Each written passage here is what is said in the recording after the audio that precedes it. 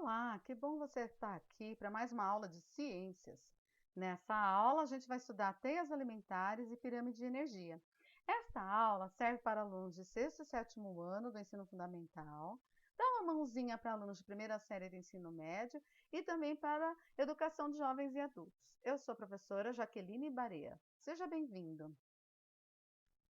As habilidades que serão trabalhadas serão a habilidade 8 da BNCC, que é envolvida no currículo paulista, e também a habilidades 23 e 25 do SARESP. O que é uma teia alimentar? A teia alimentar é um conjunto de cadeias alimentares entrelaçadas, geralmente representada como um diagrama das relações alimentares entre os diversos organismos de um ecossistema. Aqui você percebe que o ecossistema é um lago e você verifica uma teia alimentar que relaciona algumas cadeias alimentares aqui presentes. Vamos estudar com maior detalhe aqui esse exemplo de teia alimentar. O que é importante você saber sobre teia alimentar? Você tem que saber reconhecer uma teia, construir uma teia e, principalmente, reconhecer o nível trófico de seres presentes dentro de uma teia alimentar. Então, vamos analisar algumas cadeias presentes dentro desta teia e analisar também o nível trófico de alguns seres. Vamos lá? Olha, aqui nessa teia alimentar existem 3 produtores presentes. Será que você consegue identificá-los? Olha, primeiro produtor, a planta. Segundo produtor, o fruto, que veio de uma planta. E terceiro produtor presente nessa teia alimentar, a madeira. Por quê? Porque ela veio de uma planta. E vocês já sabem, as plantas realizam fotossíntese. Então, elas produzem seu próprio alimento. Elas transformam matéria inorgânica, gás carbônico e água, em matéria orgânica, moléculas de glicose. Sendo assim, os produtores dessa teia que produzem seu próprio alimento, os seres autótrofos dessa teia alimentar são planta, fruto e madeira. Os demais seres são heterótrofos e tratam-se de consumidores. Não existem aqui representados os decompositores nesta teia alimentar. Vamos lá, primeira cadeia que a gente vai identificar aqui, olha. A planta, que é um produtor, serve de alimento para a galinha, que está sendo o consumidor primário. E a galinha serve de alimento, seus ovos principalmente, para os gambás. Os gambás são os consumidores secundários. E os gambás servem de alimento para a onça, que nesse caso vai ser o consumidor terciário. Mas se a gente seguir outro caminho, a coisa vai ficar diferente. Vamos ver. Olha, as plantas produtoras servem de alimento para os embuás. Os embuás são diplópodos, tipo uma lacraiazinha. Os embuás são os consumidores primários. Eles servem de alimento para as galinhas, que são consumidores secundários aqui nessa cadeia. A galinha serve de alimento para o gambá, que é terciário, e a onça passa a ser consumidor de quarta ordem. Então, perceba que a galinha, por ser onívora, ter hábito alimentar onívoro, poder se alimentar tanto de plantas quanto da carne de outros seres vivos, ela pode ocupar diferentes níveis tróficos dentro das cadeias alimentares envolvidas numa teia. Então, aqui ela pode ser consumidor primário, mas ela também pode ser consumidor secundário. Tudo bem? Deu para entender? Vamos verificar agora essa outro exemplo de teia alimentar. Essa teia alimentar é uma representação muito melhor organizada do que a anterior. Olha, todos os produtores estão alinhados verticalmente, os consumidores de primeira ordem, de segunda ordem e de terceira ordem. E estão representados os decompositores. Os decompositores, vocês sabem, eles se alimentam dos restos orgânicos de todos os níveis tróficos. Então, por isso que tem setas saindo de todos os níveis tróficos aqui para os decompositores. Mas mesmo que a gente tente organizar perfeitamente a natureza para poder estudar, para poder entendê-la, ela ainda dá suas escapadas, porque na natureza nem tudo é tão organizadinho assim. Vamos ver? Olha só. O alface, que é o produtor, é o vegetal, serve de alimento para o coelho. O coelho é consumidor de primeira ordem ou consumidor primário. E o coelho serve de alimento para o gavião, que passa a ser o consumidor secundário. Agora vamos estudar por outro caminho. Olha, o alface, que é o produtor, serve de alimento para o inseto, que é o consumidor primário, que vai servir de alimento para o lagarto, que é o consumidor secundário, que serve de alimento para o gavião, que aí passa a ser o consumidor de terceira ordem. Então, mesmo que vocês viram que mesmo ele estando aqui na linha vertical de consumidor de terceira ordem, se você vier por essa cadeia alimentar dentro da teia, aqui, ó, ele vai ser consumidor secundário. Né? Então, a gente organiza as coisas, a gente coloca tudo assim, rigidamente organizado, para a gente poder entender melhor. Mas, volto a dizer, nem sempre na natureza tudo é tão organizado assim, tá? Agora, vamos ver quem realmente faz o pior estrago dentro da natureza de uma teia alimentar. A gente tem aqui uma teia alimentar onde os frutos vêm dos produtores, né, das plantas, e eles servem de alimento para os macacos, para os coatis, para as aves e para os gambás. Nessa teia alimentar representada aqui, tá? A onça é o grande predador, porque não importa qual cadeia você siga, sempre vai terminar com a onça sendo o grande predador. Mas a onça, um ser lindo, maravilhoso, é infelizmente alvo de muita caça predatória, de muita coisa legal que os seres humanos fazem. Então o ser humano vai lá e mata a onça.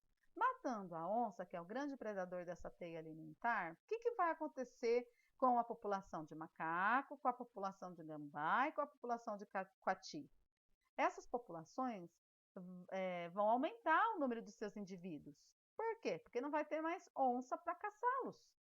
Aumentando o número de coatis, aumentando o número de macacos, aumentando o número de gambás, esses seres vivos, eles vão começar a disputar entre si, vão começar a competir entre si, para ver quem consegue ficar com a maior quantidade de frutos. Nisso, a quantidade de frutos presentes ali no ecossistema vai diminuindo e começa a faltar comida para o coati, para o macaco, para o gambá e também para as aves. Então, o coati, que poderia se alimentar dos ovos das aves, ele vai ficar sem o fruto e sem os ovos das aves, porque as aves vão estar diminuindo em número por conta da falta de frutos, né? O gambá, que poderia se alimentar de cobras, porque já está ficando sem frutos, também vai faltar cobra para ele, porque a cobra se alimenta das aves, que também se alimentam dos frutos. Então, veja, olha, um elo da teia alimentar que você modifica em número, por exemplo, dentro de um ecossistema, vai afetar toda a teia alimentar. Volto a afirmar o que eu já disse em outra aula. A natureza é muito mais complexa do que a gente pensa. Por isso que é importante a gente estudar ecologia, para a gente entender que, às vezes, a gente pensa que mexendo um pouquinho ali naquele ecossistema, a gente não vai causar nenhum dano, nenhum mal. Causa sim, porque na natureza tudo é interligado. E a gente não pode esquecer que nós somos seres também presentes na natureza e dependentes dela. Mudando agora de assunto, vamos falar um pouquinho sobre pirâmide de energia. Por favor, para começo de conversa, não confunda pirâmide de energia com pirâmide alimentar. Pirâmide alimentar é essa pirâmide aqui, ó, de grupos de alimentos que a gente tem que comer de forma equilibrada, numa quantidade muito bem dosada, para que a gente mantenha a nossa saúde. Isso aqui é assunto da ciência chamada nutrição. Só que a ciência que a gente está estudando agora é ecologia. Ecologia não estuda pirâmide alimentar. Ecologia estuda pirâmide de energia. São coisas diferentes. Olha, isso é uma pirâmide de energia. O que você observa aqui? Você observa que a pirâmide contém os produtores em sua base, porque são os produtores que sustentam toda a energia de um ecossistema, porque são eles que começam a produção de matéria orgânica para o ecossistema, são eles que transformam a energia, usam a energia solar para transformar gás carbônico e água, que são compostos inorgânicos, em compostos orgânicos como a glicose, que vai ser transformada em energia e que vai sustentar todo o ecossistema ali. Vamos ver então. Olha, os produtores, através da fotossíntese, produzem glicose, que vai ser transformada em energia. Esses produtores consomem parte dessa energia consigo para crescer, para produzir sementes, para produzir flores, para produzir frutos, para substituir folhas mortas. Então, os produtores produzem energia, gastam essa energia consigo mesmos e o que sobra? O que sobra, gente, acaba sendo devorado pelos consumidores primários. Então, quando o consumidor primário consome um produtor, ele não consegue toda a energia que o produtor produziu, porque parte da energia produzida pelo produtor, o produtor gastou com ele mesmo. O consumidor primário, ele vai ingerir a glicose que sobrou naquele produtor. Aí, os consumidores primários, dentro dos seus nichos ecológicos, eles vão ter as suas funções, vão competir, vão se alimentar, vão reproduzir, vão crescer, vão sarar suas feridas e etc. Eles vão gastar parte da energia que eles conseguiram se alimentando dos produtores.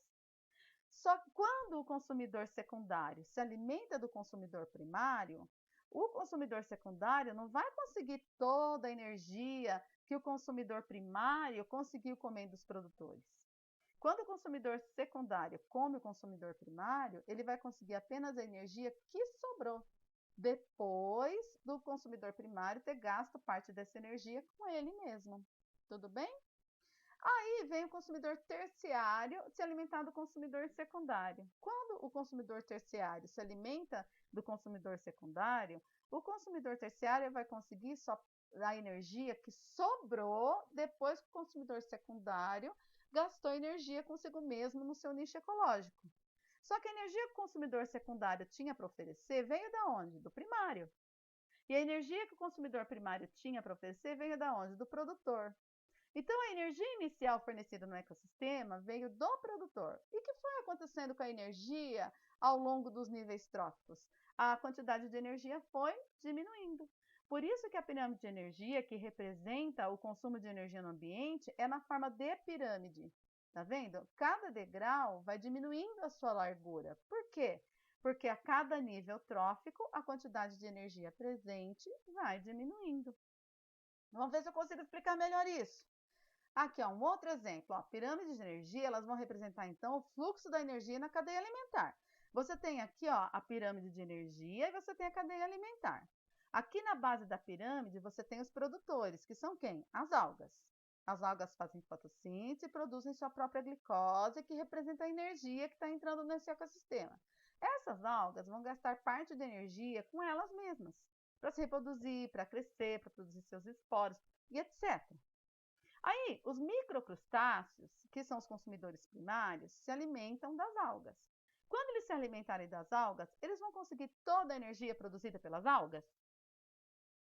Não, por quê? Porque parte da energia as algas gastaram com elas mesmas.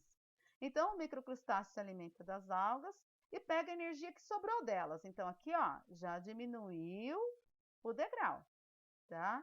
Aí os microcrustáceos vão nadar, vão se reproduzir, vão se alimentar e vão gastar parte dessa energia que eles conseguiram comendo com eles mesmos. Quando eles forem devorados pelos peixes, os consumidores secundários, esses peixes não conseguirão toda a energia que os microcrustáceos tinham conseguido. Por quê? Porque eles conseguiram apenas a energia que sobrou depois do gasto que os microcrustáceos tiveram. Os peixes vão nadar, vão se reproduzir, vão crescer, vão gastar parte da energia que eles consumiram comendo com eles mesmos. Então, quando o leão marinho vier e comer os peixes, não vai conseguir toda a energia que estava no peixe, porque o peixe consumiu um pouco dessa energia com ele mesmo, tá? Vai conseguir o que sobrou de energia. E assim vai. E aí, quando chega no urso polar, a quantidade de energia que ele consegue é menor ainda. Então, você perceba que a energia, quem produziu? Foram as algas. Só que, à medida que essa energia foi passando de nível trófico, a quantidade de energia foi diminuindo, tá bom? E que energia que eu estou falando? A energia inicial, a energia produzida pelas algas, que são os produtores do ecossistema, tá? Olha só, pirâmides de energia respeitam o fluxo de energia nos níveis tróficos. Então, aqui de novo, as plantas são os produtores são a base da pirâmide de energia, tá? O degrau dos consumidores primários é um pouco menor. Por que que é menor? Porque parte da energia ficou com as plantas. Quando os consumidores primários comeram as plantas, não conseguiram toda a energia delas. Parte ficou com elas, parte foi para o consumidor primário, que aqui no caso é o herbívoro, o esquilo que está desenhado aqui, tá bom? Olha, o terceiro degrau é o consumidor secundário, que pegou a energia do consumidor primário, tá? Toda a energia do consumidor primário? Não, o que sobrou depois que ele gastou com as atividades do nicho ecológico dele, tá? E o degrau do consumidor terciário é um pouco menor, tá? Por que menor?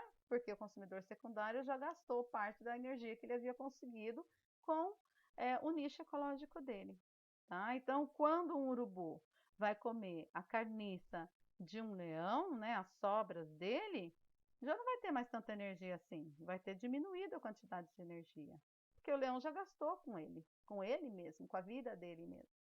Tudo bem, gente? Espero ter conseguido explicar. Eu consegui explicar? Então, olha, essa aula termina por aqui. Você já está pronto para fazer suas atividades. Se não tiver, pode assistir de novo essa aula ou procura outra aula sobre TI alimentar, porque outro professor de repente consegue chegar melhor em você, tá bom? Mas eu queria terminar agradecendo aqui para as pessoas que, direto ou indiretamente, estavam presentes aqui nessa aula, né? Ao Jefferson Cantão, que tem me ajudado a usar tecnicamente os materiais aqui da CEDIC para poder dar essa aula para você, e aos queridos professores Marcelo Passaroni e Nilceia Casais, lá de Areópolis, olha, que me deram esse lindo colar aqui que eu estou usando aqui para tentar embelezar a aula de vocês, tá bom? Beijo para vocês, até a próxima aula. Essa aula foi do fundo do coração para vocês, tá bom? Beijão, até mais.